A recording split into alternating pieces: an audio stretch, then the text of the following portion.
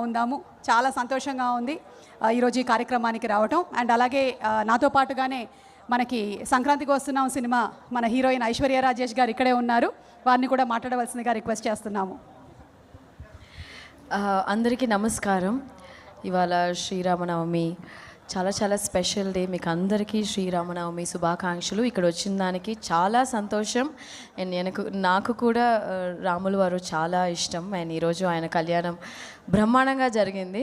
So చాలా చాలా thanks, చాలా చాలా సంతోషం. జై శ్రీరామ్. అలాగే ఇందాకే సునీత గారి పాటలు విన్నాము. సునీత గారి పాటలు అమృతతుల్యాలు, చాలా బాగుంటాయి. మళ్ళీ ఈ కార్యక్రమం అనంతరం ఇంకా సునీత గారి పాటలు మనం విననున్నాము. అండ్ దానికన్నా ముందు సునీత గారి మాటలు ఒకసారి విందామా? రండి.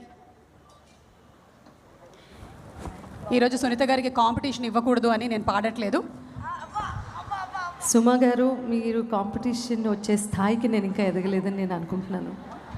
సో ఆ స్థాయి, ఆ టాలెంట్ నాకు భగవంతుడు ప్రసాదించాలని మీ ద్వారానే రాముల వారిని కోరుకుంటున్నాను. నేను వినేస్తున్నారు ఆయన, నిజం అనుకుంటావు?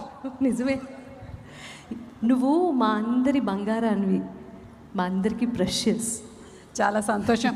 ఈరోజు నాకు మరొక విశేషం ఏంటి అంటే చెప్పాలనిపించింది.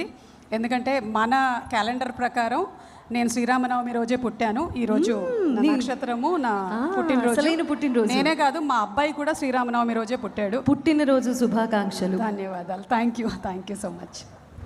చాలా ఇంత వైభవంగా, ఇంత వైభోగంగా శ్రీరామనవమి స్వామి అమ్మవార్ల కళ్యాణ మహోత్సవం హైదరాబాద్లో చూసి చాలా సంవత్సరాలైంది.